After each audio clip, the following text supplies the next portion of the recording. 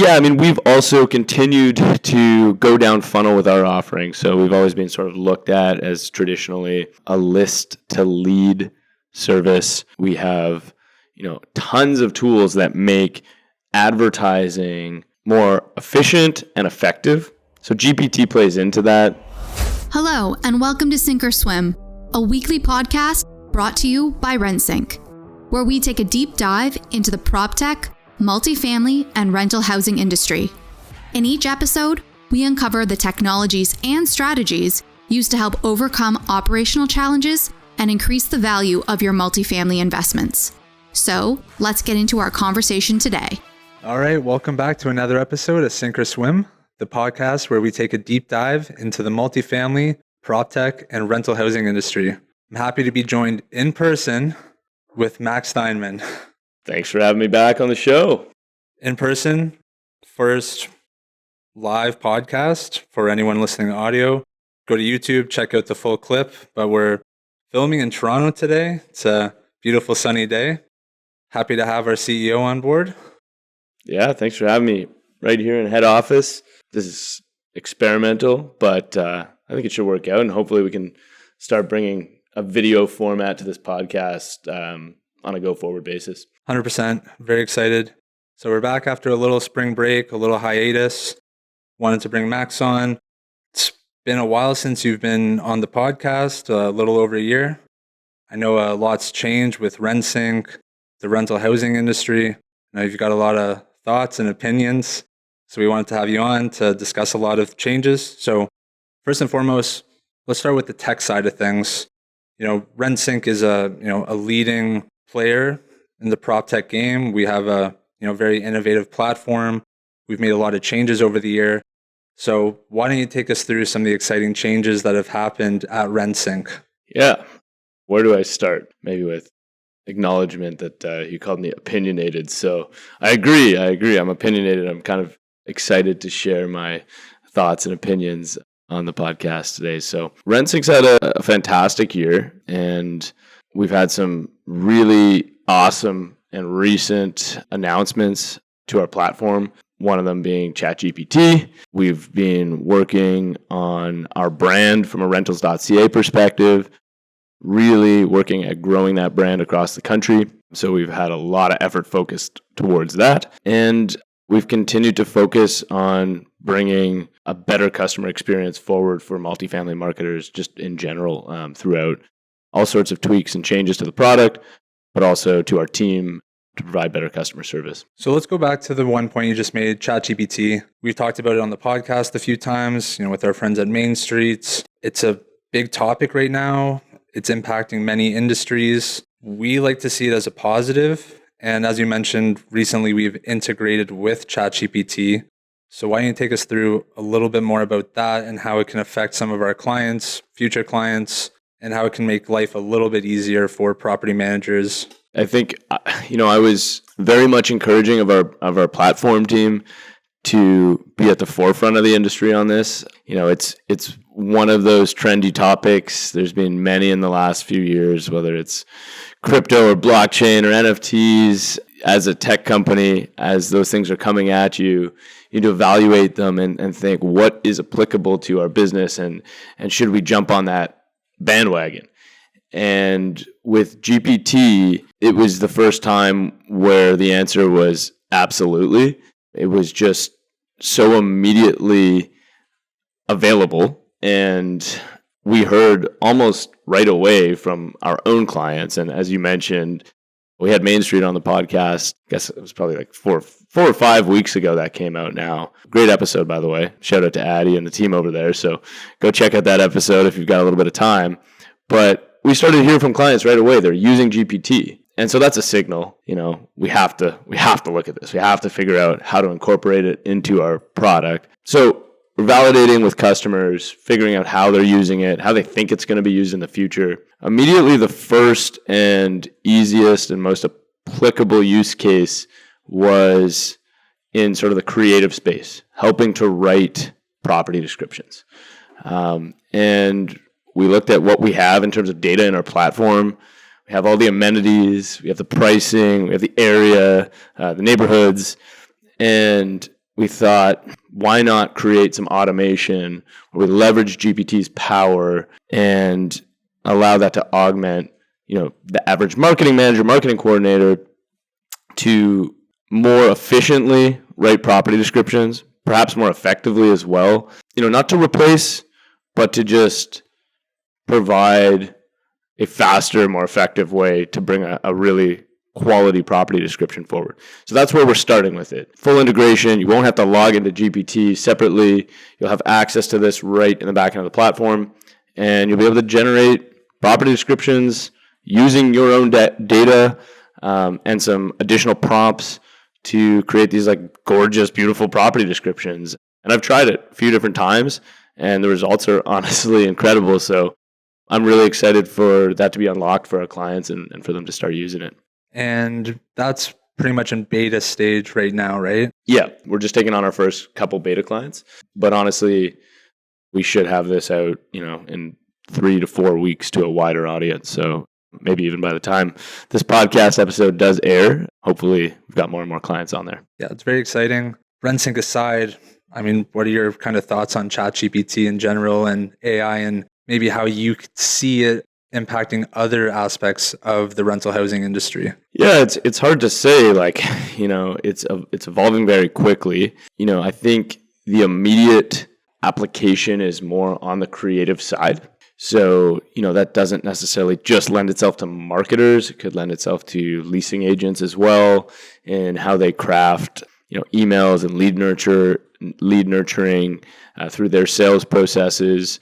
I think at the end of the day, it's probably not going to throw the entire rental housing space for some sort of massive 180 or loop. It's not going to be that disruptive overall here in the next year or two. And we don't quite know where it will go. But in the next year or two, it's more about augmenting the functionalities that are out there now. So I'm not on the end of this just because Rentsync's at the forefront and one of, if not the first, prop tech company in multifamily to have an integration with ChatGPT doesn't mean that we're all in on thinking that GPT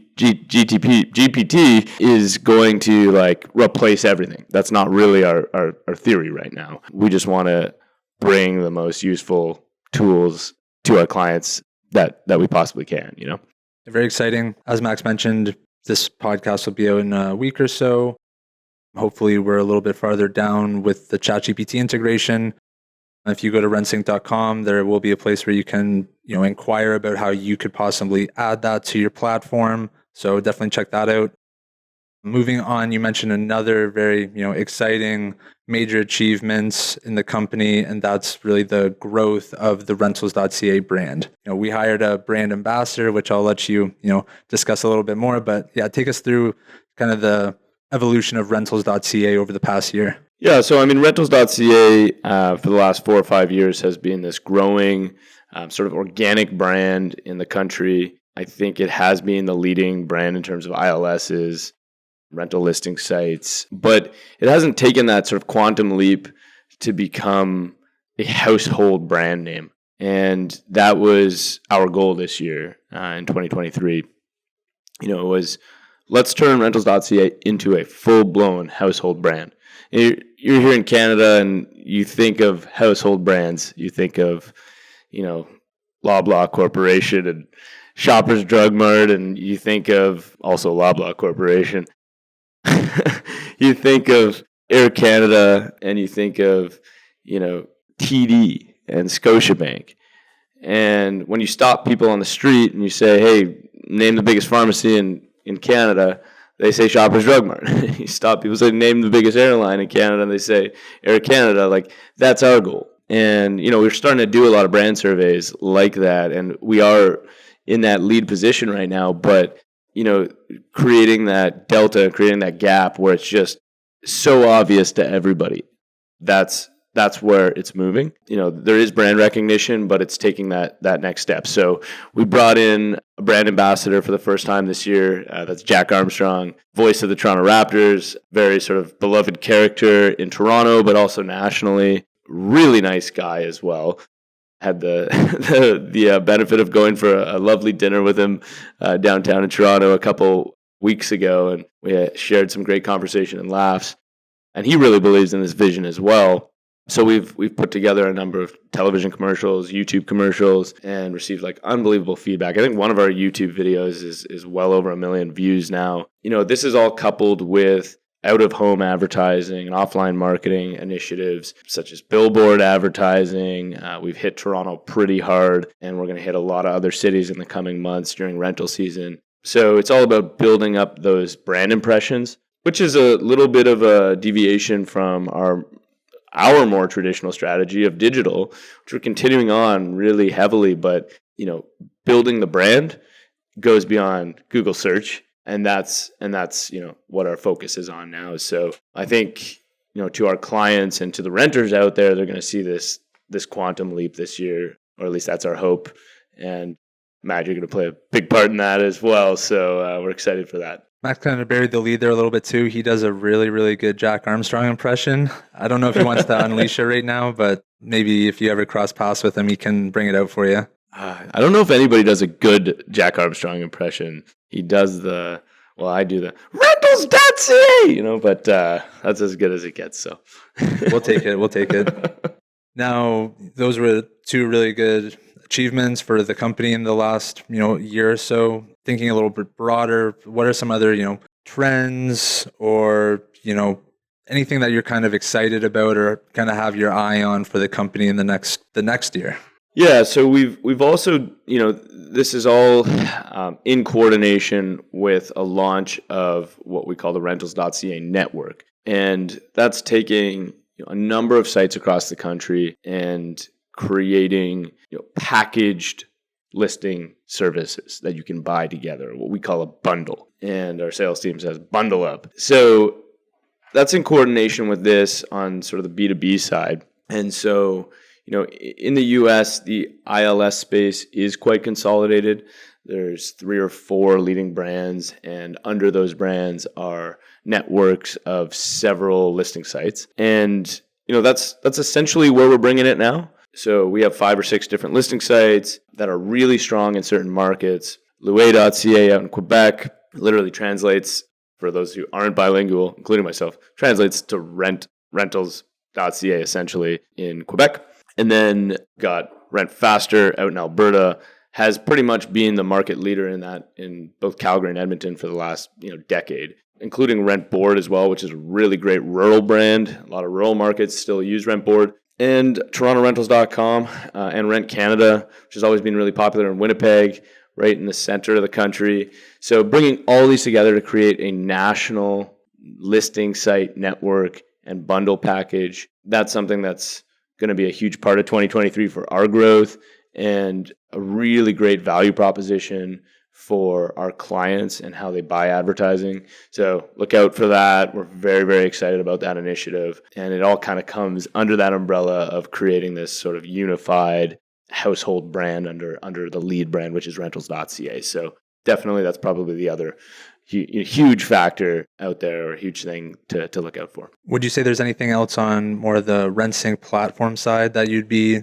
letting people know to keep an eye out for? Yeah, I mean, we've also continued to go down funnel with our offering. So we've always been sort of looked at as traditionally a list to lead service. We have, tons of tools that make advertising more efficient and effective. So GPT plays into that. The fact that you can control your ad layouts, your listing layouts within the platform, syndication has always played into that. Moving to a faster syncing as well is something that we've been doing. But we're also going down funnel, past the lead. We just launched a phenomenal tours module. It really took a step forward. We had one, but we just relaunched it. Of course, it's Google and Outlook calendar synced and integrated. But just the workflow that this has been providing to the first few clients who are on it, we're getting tremendous feedback, and we're going to continue down that funnel, which means next up after booking a tour is applying. Next up after applying is online or digital leases, security deposits, first and last month rent, payments, and eventually into resident portals as well. So that's where we're heading.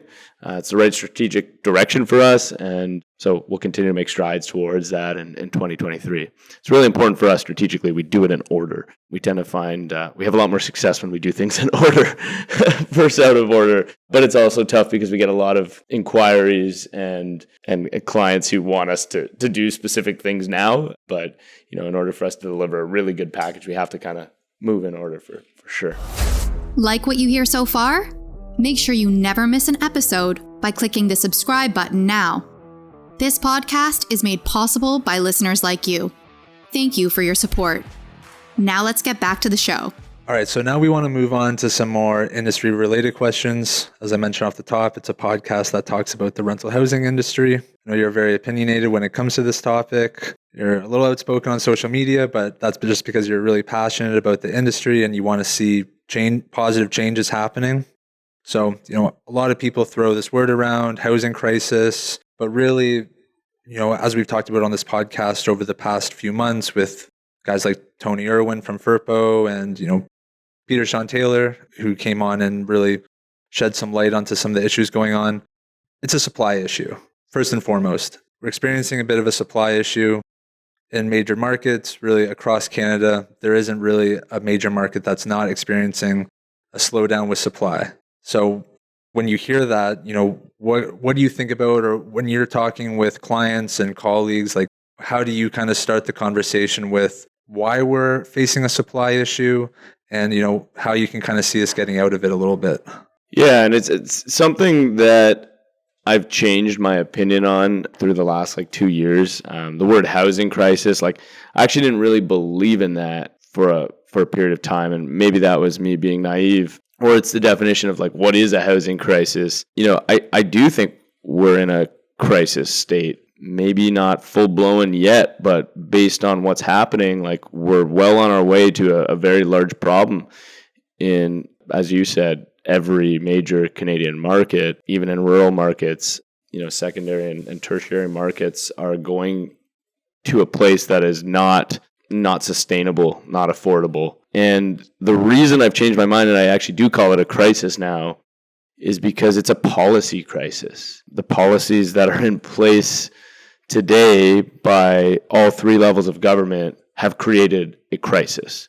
That's the crisis part, So I do think it is a crisis now. There has been a slowdown in supply, which is extra scary because that is the exact opposite of what needs to be happening. We've got a total ramp up in immigration. We had immigration and population growth last year that was the highest in the G20 and outpaced most developing countries. And we all understand economically why the federal government is looking to do that, but to not match it with a serious national housing strategy and to not have all levels of government aligned, that's the crisis part. It's a disaster. You can't already take a market that is unbalanced with a supply deficit, add 1 million people, and expect that things will just work itself out. So what's causing it, to be more specific about policy, is that housing developers, whether it's for sale, purpose-built rental, condominiums, subdivisions, they can't make enough projects feasible. When I say feasible, they can't make the numbers work to attract the investment. And they can't do that because 30% of the costs that they're facing on average are development charges and taxes. Interest rates have risen so far as well in such a short period of time that they cannot make the pro formas work. They just can't make it work. Otherwise, they'd be doing it. They'd love to do it. Believe me, all of our clients would love to be developing more housing right now, but they can't make it work.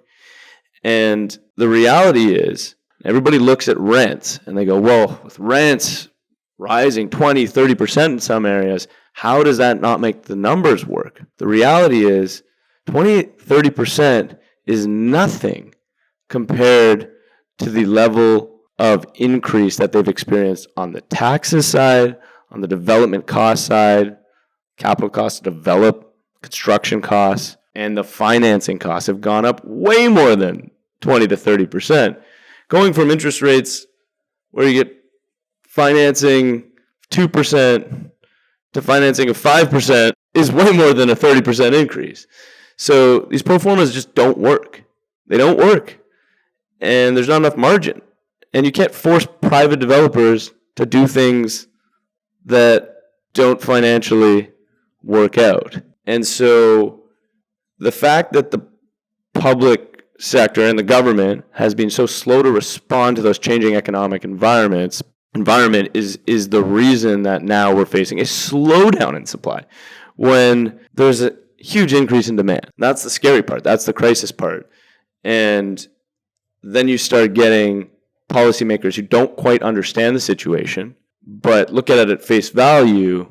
And that's where you start to hear financialization of housing. You start to hear calls for more rent control and things that actually run counter higher development charges, things that run counter to the private sector being able to create feasible projects and deliver more housing. So that's my thoughts at a really high level. And that's the problem we're facing right now. And I think, Tony Irwin, when he was on, he sort of described a similar scenario, and he did a really great job of doing it as well. Sean at Urban Nation really has a strong understanding. So the people who are fully understanding of the situation and study this, we have to look towards them for leadership and guidance and carry their message forward to try to help educate policymakers, but also just the general population. Now, you said that's high level. Let's dig into it a little bit more. You touched on two things there that we're going to get into. I'll kind of let you decide which one you want to talk about first. That's the concept of rent control and this ideology of financialization. Both are, problematic in their own rights. Financialization is really kind of people pushing that ideology. They're really demonizing, the REITs out there and the, private sector of the rental housing industry. And then rent control is just kind of, misunderstood for many different reasons, and not everyone understands the consequences of it. So both you mentioned there. So I'll let you decide which one you want to talk about first. But yeah, let's dig into those a little bit more. Rent control, why don't we start there? Yeah, the challenge is I don't blame anybody who's a renter or somebody who's not in this industry who looks at rent control and says, that's a good idea. Why not even ramp it up? Rents are rising. Renters are vulnerable. Most of the working class folks in Canada are renters at some point. Why not ramp it up? Maybe even talk about a rent registry, which controls how much rent can go up when you actually have a turned over unit. And I don't blame them. They're out there trying to protect renters, looking at the situation in a whole, going, this is unaffordable. Either they just haven't had somebody properly explain it to them, or they just don't know. They haven't sat down and really looked at it. But it's essentially a paradox, and that's why I don't blame them. It's hard to understand if you're not thinking about it all day and you're not living in it, and then explaining it to them in a concise way is also really difficult. And so the real challenge with it is the paradoxical nature of it. We've had inflation now that arguably is being 10%, 7 to 10% over the last 18 months. In-place rents have rent control in most major Canadian cities and have only been, allowed to increase 2%, 2.5% in some provinces. And so you have this growing delta between in-place rents, people who signed leases 4 or 5 years ago, and market rents, units where somebody's moved out and that landlord has the opportunity to put the unit on the market. And that delta exists because the landlord's costs have all gone up. There's a huge surge in demand, immigration, unaffordable housing market, for sale housing market, keeping people in the rental space. And so landlords just do what any business owner would do, which is charge what the market can bear. That's just a standard economics principle. You charge what the market can bear. The market can clearly bear 30, 40% increases in some markets. That's normal. You can't blame the landlord. They're just doing what they do. They're doing what any business would do. And so the reason that you have this huge supply issue. It's not even vacancy driven. Vacancy's been low for a really long time in Canada. Like the last 2 decades, vacancy has been unbelievably low in the rental housing space. There was a bit of a spike during COVID, but that was just kind of artificial. But there's no supply because there's no turnover. There's a massive delta between in-place rents and market rents. And so if you're renting a place in Toronto downtown and you're paying $1,800 a month for a nice 1-bedroom and a purpose-built rental, and you've been thinking about moving to the East End, you got more friends and family out there, and you're checking out some of the places online, hopefully Rentals.ca, and everything's $2,700, but you're locked in at $1,800 and you're rent controlled, and worst case scenario, you're going up 2.5-3% a year. You're not moving. If you're not moving, that means your unit's never hitting the market, and somebody who's looking for that downtown space, that's one less opportunity. There's just not enough movement in the market, and rent control is creating that scenario. So it's very paradoxical. It's actually creating the problem. And I don't think it's easy for people to understand that. I also think that people think in the now and what works for them in the next year or 2 years or even 3 years. And, it's pretty radical to say scrap all rent controls. Your average renter would be like, hell no. And I get that too. Scrap all rent controls and see what happens in 5 years, 7 years, 8 years to housing supply, turnover, investment dollars coming in for additional developers. Like, it would be amazing, but who wants to sacrifice those next 2-3 years where it could be really, really painful and there could be some serious consequences to that. So it's a very hard policy to unwind. Yeah, that's really, really good there. I think, like you said, a lot of people don't realize that rent control is actually affecting supply. A lot of people, I don't think, like you said, can't blame the renters for not thinking that way. They're not developers, but, it is kind of the way it's going right now. It's a little bit unfortunate. And like I said, there's not going to be an overnight solution to it. It's going to take a little bit to unwind.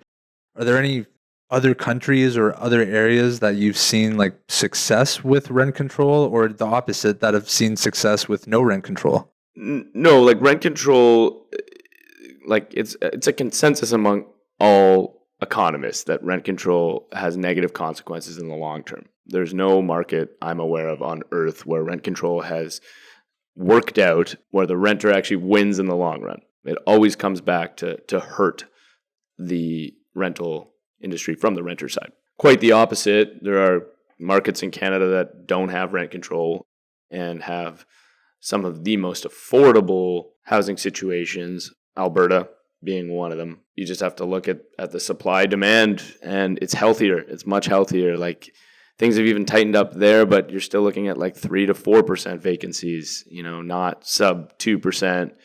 And there's still healthy turnover. And that's a dream here. That's a dream in Ontario and a dream in BC. And so, I don't know why we can't just look to them and sort of emulate the policies. It's a good place to start, I guess. Definitely. Now, you touched on one other thing there.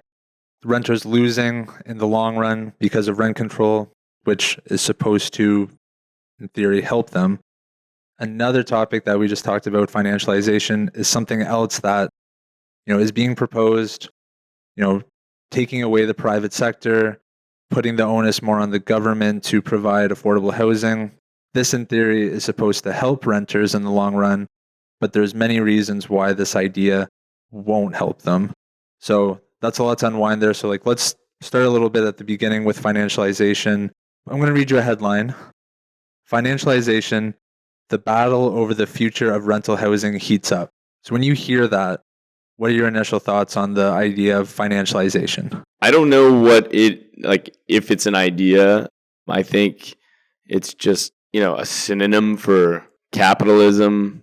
But as you sort of put it, it's got a connotation that's like demonized.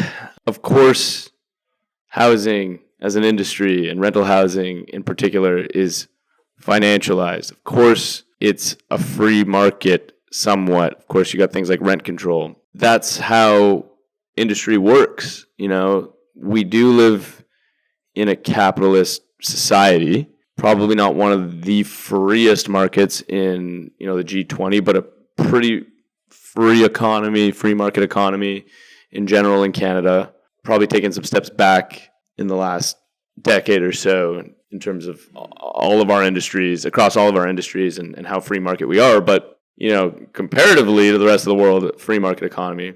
And the things that we love about living in a free market economy and living in a capitalist society, high standard of living, high life expectancy, average life expectancy, great level of happiness and entertainment and lots of awesome things that we can do on the weekends, safety. We have these things because we have a strong business environment that creates wealth. And so it's actually kind of scary to hear people say, oh, well, maybe housing shouldn't be so financialized. Like, I don't even know what that means. There are examples of times that in both Canada, but in other economies where housing has become more public, or there's been an attempt to make it more public, and that has just never worked out. It's like it's absolutely insane. Like, just look at Toronto Community Housing. Look at a lot of the community housing programs across the country. They're very run down. They're very inefficient. They're the recipients of some of the worst criticism, even from the very same people who are kind of demonizing the financialization of housing. Like, so it's just not appropriate. It's just not appropriate to think that we can have this fundamental shift towards more and more public housing. Like, that's just not a good idea. That doesn't mean we shouldn't have affordable housing strategies, but it needs to be facilitated in partnership with the private sector. Otherwise, you're just looking for essentially a disaster. So that's my thoughts on it. I think we have to be very careful not to demonize the very industry that we need to partner with in order to avoid a total housing crisis. Like, these are our friends.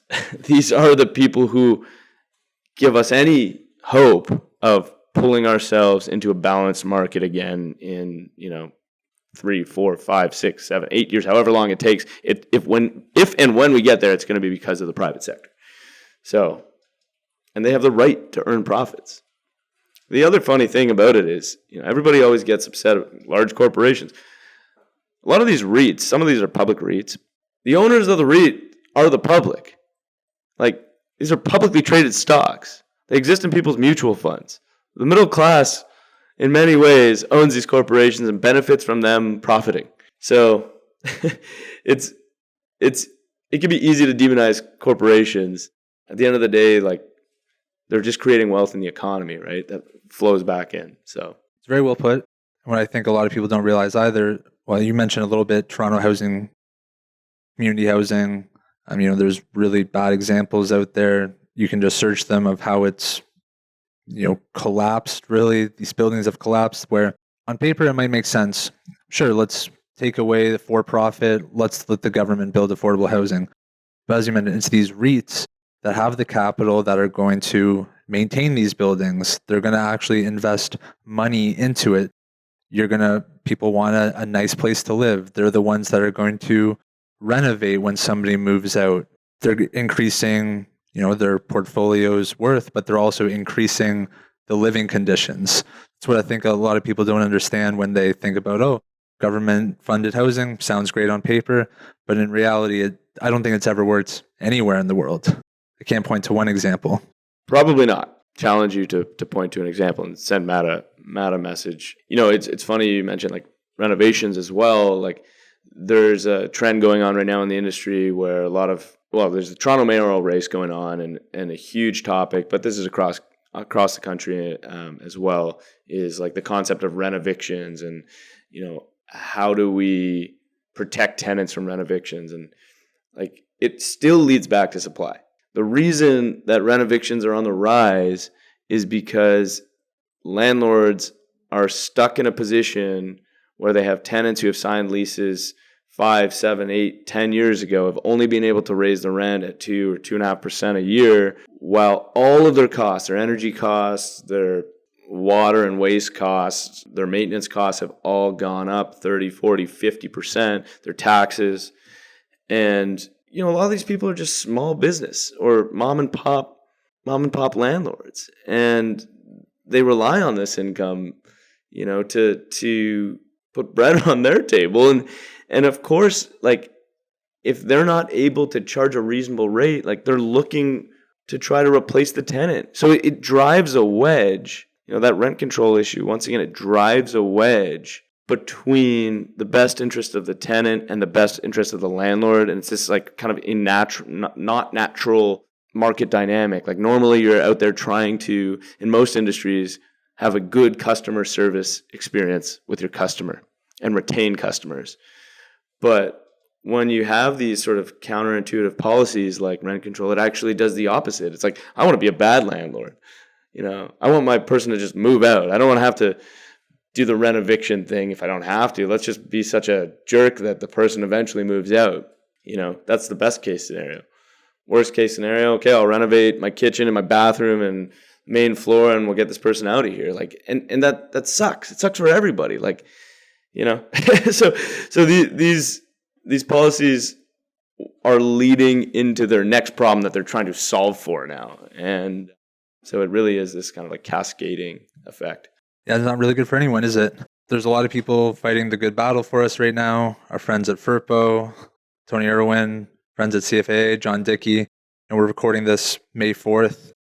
May 9th, there's supposed to be, a hearing, and they're, fighting the battle for us. So if anyone's interested in, voicing their concerns about financialization and kind of this battle between, the federal housing advocate and the private sector, there's some places on there, if you go to FERPO's website, CFAA, where you can, join the battle, leave your opinions.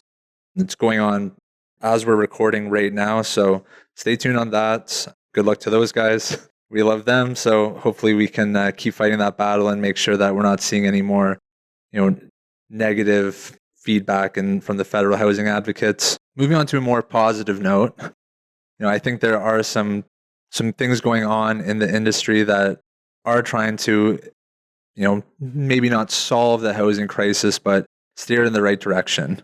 I know we've talked offline. There's been a few kind of interesting, innovative trends that you've been seeing that are helping solve the supply issue. Why don't you take us through maybe a couple of those that you've seen recently? Yeah, for sure. And maybe just a second before jumping into that, like, I think it's important to establish like why, I'm passionate about the supply crisis and the policy crisis and why we care so much at Rentsync and Rentals.ca. We are biased towards it, but we're very aligned with both the renter and the landlord. We're biased because our job is to facilitate and market the transaction of rental housing. And to watch that stifled, generally by bad policy, is bad. Like, it's bad for the renter and it's bad for the landlord. I don't know a happy person on either side right now. And so it's also bad for us. It's bad for us. Like, we want there to be more movement in the market. We want there to be more opportunity to create unique marketing experiences. So that's a challenge for us for sure. Moving on to some positive stories. One thing that we're seeing is this transformation of the commercial, particularly office space, occurring right now in the real estate market. And obviously that goes in line with what we experienced through the pandemic and this sort of remote work environment that has been created at, in a huge portion of the economy. We're seeing record high office vacancies across the country. There was a report today that came out in stories.com, I think it is, that there are 25,000 office buildings across Canada alone, that have the potential to be converted to purpose-built rentals or to residential. And we're already seeing certain municipalities get pretty aggressive around this. One is Calgary. So once again, a beacon of a good example, basically, for the rest of the country to follow. they set a goal as a city to convert 6 million square feet of office space to rental housing. I think that was in like a 3 or 4 year stretch. They're probably going to ramp that up from what it looks like. They're already like halfway to their goal. And it's really impressive. They're putting like these great incentive packages in front of private developers to come in and do these conversions and make them feasible. But it's very forward thinking. They understand that if they sit there with empty offices in 4 or 5 years that aren't creating tax revenue, in fact, potentially creating, losses, you've just got a downtown core that's dead. It's not good for businesses in the surrounding area. It's harmful towards the economy. You can flip that around and you can turn it into something positive that we need. And so we're seeing more and more municipalities explore that area. We're seeing more and more of our clients, developers, explore that area. And the other cool thing about it, and something that kind of goes to the heart of the problem, we always talk about NIMBYs, the not in my backyard folks. And we think that's a huge, just kind of practical issue within the whole housing space, which is just that when you own a property or you live in a certain neighborhood, you're pretty anti-development for the things around you. That's also just kind of normal. You don't really blame people for that, right? But an office tower is kind of different. It's already there. I think there's a bit of a fundamental or psychological difference there, and less of a hurdle that you have to go through to say to a neighborhood, hey, we're going to take this office tower, we're going to turn it into homes. Then, hey, we're going to take this block of duplexes and triplexes that are like 25 feet in the air and turn it into an 80-story building. That's a more difficult discussion, And in fact, there's a totally positive spin to that, and sort of like a spin around rejuvenating neighborhoods. So I'm really big on this topic. You see me post about it all the time, but I just think this is something that is really positive that's occurring. I haven't seen much of it from Toronto yet. There's a mayoral race, and I haven't heard a single candidate even really mention this. They're mostly focused on rent evictions, of course. But this is something that I think is going to be huge. It's just, there's a transformation happening in office, and there's a desperate need in housing. And those things just should line up. Governments have to get behind it. It's one tool. It's one potentially hopeful way that we can contribute to solving this issue. So it's also not completely new. We've done projects. We've got clients who've already done this, built websites, done marketing campaigns. So we know it works, and really successful projects. We've seen hotel as well. We're starting to see retail. So it's not even just office, but we have to think this way. Got to grab every available tool in our tool chest to try to solve this problem. So that's something positive to end on for sure. Yeah, I appreciate that. Yeah, like you said, it's something that'll contribute to this. Definitely not the solution. It's just one thing, but it's not even out of the box thinking, just a little bit more creative thinking on how we can accomplish this supply issue. So yeah, let's end on a positive note. I know we covered a lot there. So again, Max, thanks for joining us for our first ever Sink or Swim in-person podcast. I think it was a smashing success, and smashing success. Hoping to have you back on again. Let's not wait as long this time. Let's not wait long this time. I have so many opinions to share. So many opinions. So if you want those opinions, make sure to check out Max Steinman on LinkedIn. Of course, follow Rentsync, Rentals.ca, the entire rentals network. We're really pushing the limits with marketing over the next 6 months to a year. So we got a lot of exciting things coming down the queue. So keep an eye out. Again, Max, thanks for joining us. Awesome. All right. Thanks, everyone. You've reached the end of another episode of Sink or Swim. Make sure to visit us at rentsync.com/podcast to access show notes, key takeaways, and where you can sign up to our newsletter to receive free bonus content. If you found value in this show, please also remember to rate, review, and subscribe. Don't forget to join us next week for another episode. Thanks for listening.